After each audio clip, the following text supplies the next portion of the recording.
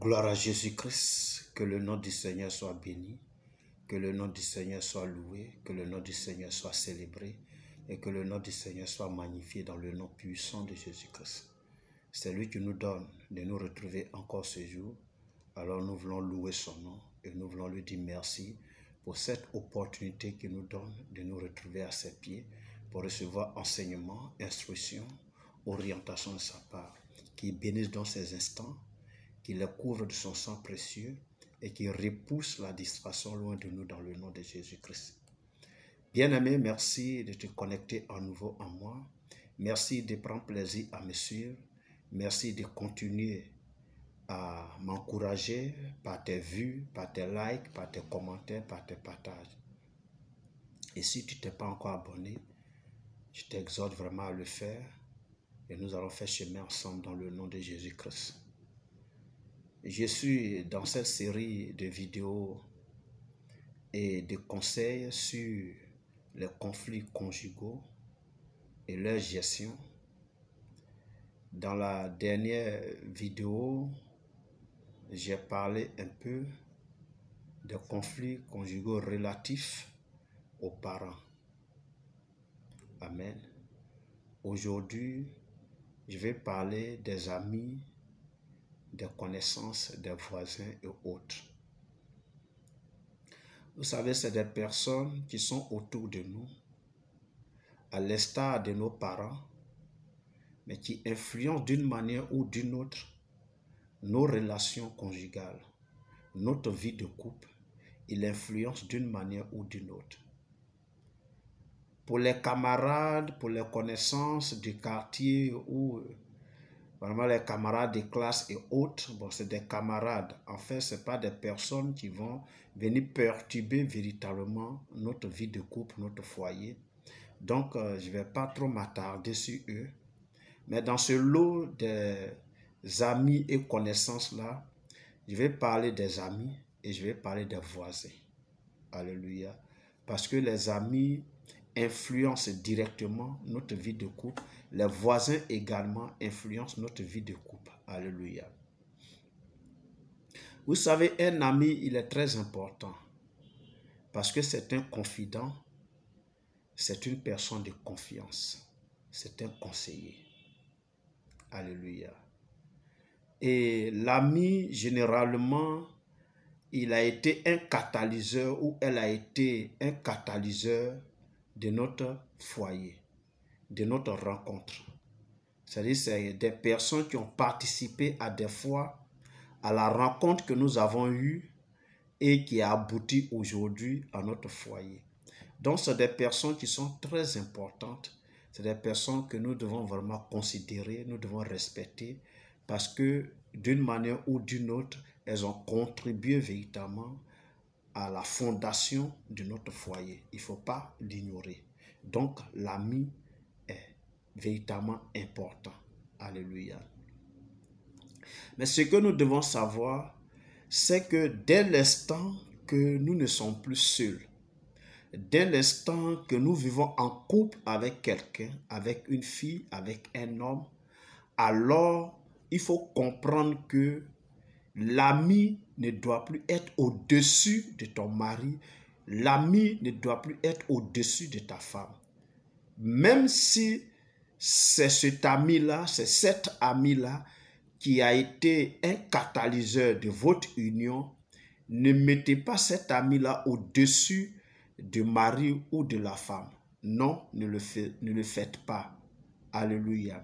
Avant le mariage, oui, ils étaient importants. Ils ont joué un rôle capital.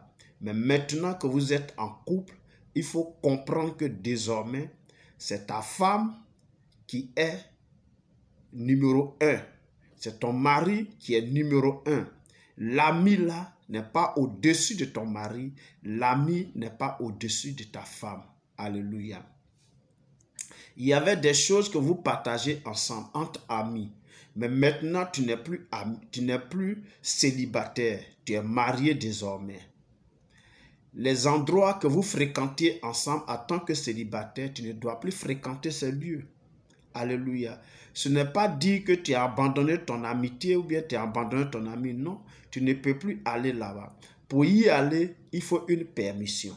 Il faut une autorisation, soit de ton conjoint, soit de ta conjointe. Alléluia. Tu ne peux plus te lever pour aller là-bas. Et les amis aussi doivent pouvoir comprendre cela, que ton statut social a changé. Ton statut conjugal a changé. Tu n'es plus célibataire, tu es marié.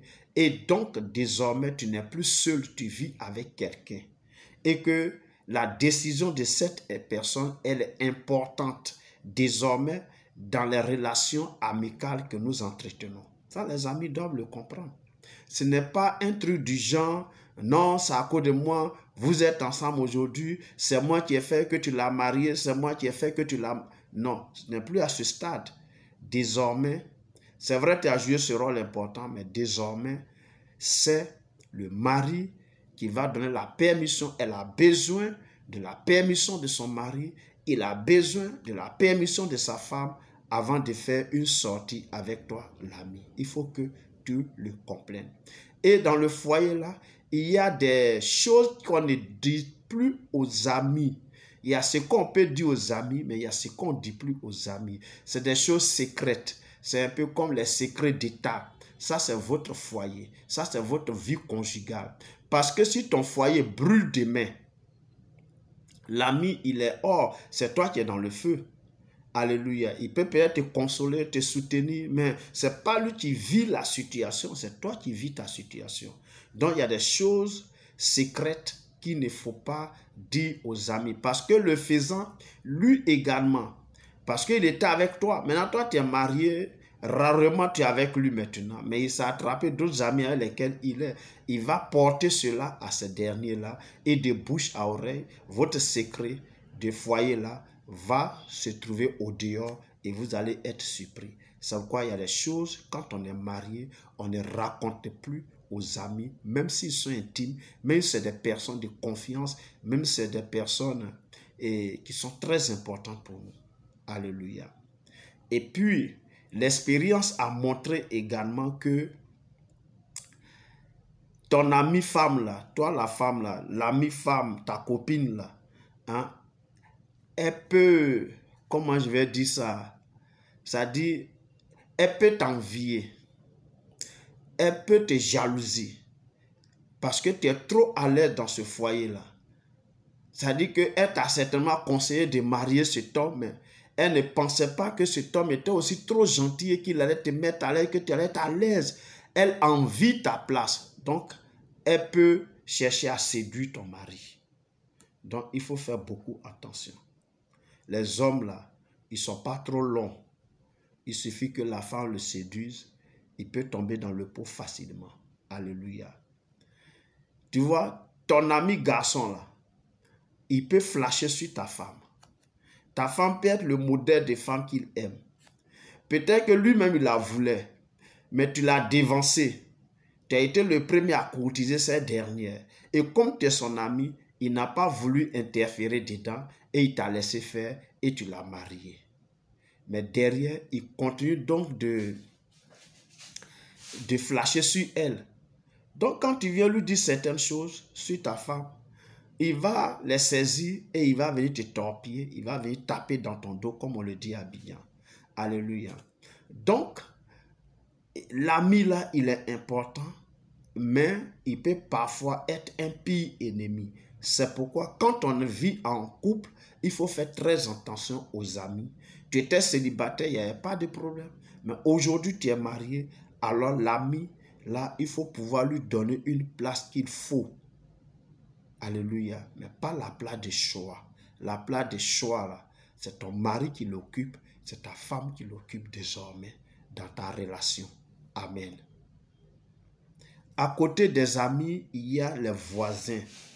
Aujourd'hui, on le veut ou on ne veut pas, on vit avec des voisins. L'immeuble, nous le partageons avec des voisins.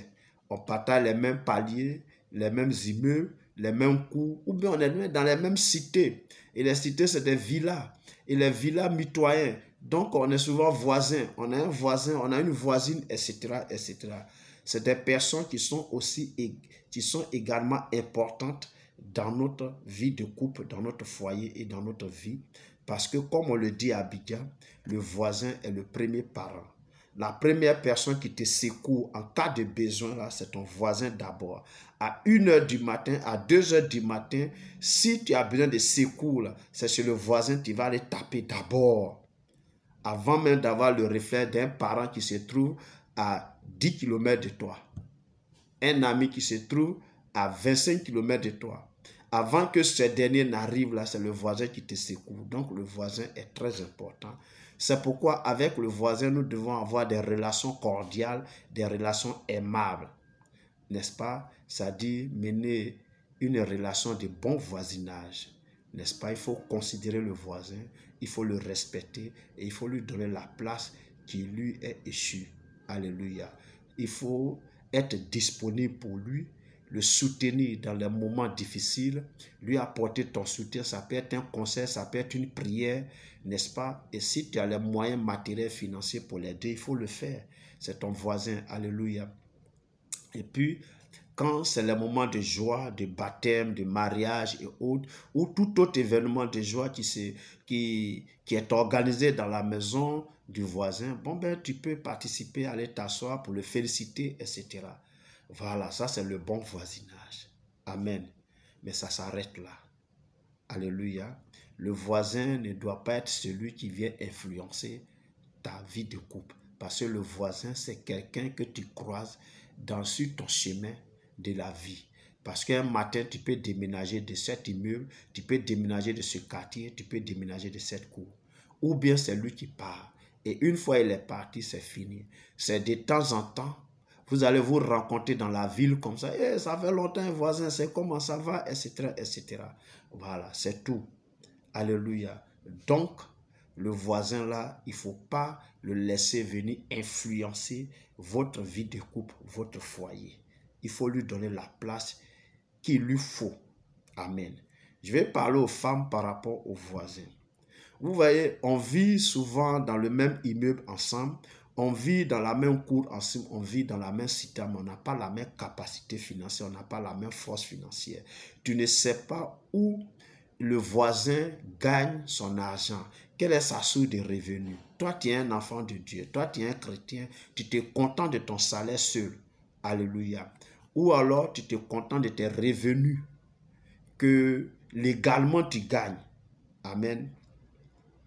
Donc, ce n'est pas la peine d'aller envier ou convoiter la télévision du voisin. Tu es entré dans son salon. Tu as vu qu'il a une télé écran 65 pouces. Et toi, chez toi, c'est 32 pouces ou 24 pouces. Il ne faut pas convoiter. Tu ne sais pas où il a amené l'argent pour payer ça. Alléluia. Sa femme porte hollandais. Tu ne sais pas où il a amené l'argent pour habiller sa femme comme ça. N'est-ce pas? Contente-toi de ce que ton mari te donne. Ce n'est pas la peine de venir créer des problèmes au pauvre monsieur qui n'a pas les moyens. Tu vas le pousser véritablement à aller voler de l'argent au dehors pour venir te faire du bien. Non. Donc, il ne faut pas convoiter. Et puis souvent, les causeries des femmes là, hein, c'est que vous devez savoir là. Toutes les femmes ne disent pas toujours la vérité. Elles veulent se donner une bonne impression au dehors. Donc, quand cousin, tu peux dire, mon mari me donne 100 000 francs comme argent de dépôt chaque mois. Ça va te choquer. Par exemple, ton mari, peut-être, lui, te donne bien, c'est le petit déjeuner, il te donne tous les matins 1000 francs, 500 francs. Tu es choqué. Mais en réalité, elle peut dire faux. Elle peut mentir. Peut-être même son mari ne lui dit rien. Et tu vas commencer à l'envier. Tu vas commencer à convoiter. Et tu vas créer des soucis à ton mari pour rien. Alléluia. Il faut vivre avec les moyens que tu as, les moyens que Dieu vous donne. Vivez avec ça. Et comprenez une seule chose. L'herbe du voisin n'est pas toujours verte. De loin, elle peut paraître verte. Mais quand tu arrives dedans, là, c'est là que tu vois que l'herbe là n'est pas verte. Tout le monde ne dit pas la vérité. Alléluia. C'est pourquoi il faut savoir raison garder. Alléluia. Il faut savoir raison garder. N'est-ce pas? Chacun vit avec ses moyens. Il faut éviter de vous ingérer dans les affaires conjugales du voisin.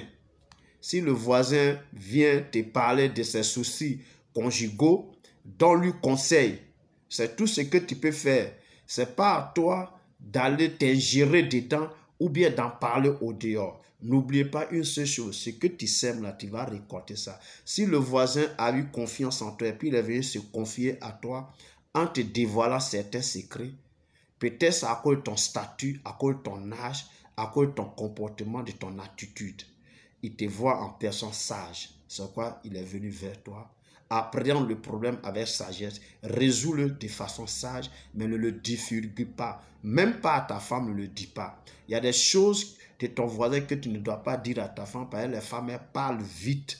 Quand tu vas lui dire un matin dans une cour, dans un immeuble, dans une cité où un voisin, ou véritablement à des moments où les gens vivent, on peut se marcher sur les pieds. Dans une colère, dans l'émotion, elle sort ça devant tout le monde.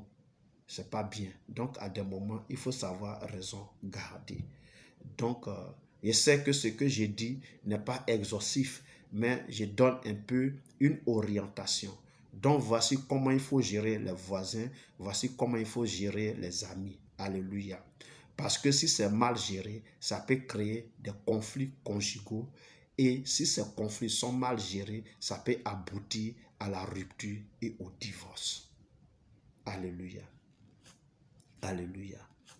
Merci de m'avoir vraiment suivi. Merci de m'avoir écouté. Que Dieu bénisse ton écoute, qui te donne de recevoir ces enseignements-là et de les mettre en pratique. Après, fais appel à ton intelligence et Dieu fera le reste dans le nom de Jésus-Christ. Sois richement béni. Merci de m'avoir suivi. Merci de m'avoir écouté. Porte-toi bien et nous sommes donc à la prochaine. Au nom de Jésus-Christ. Amen.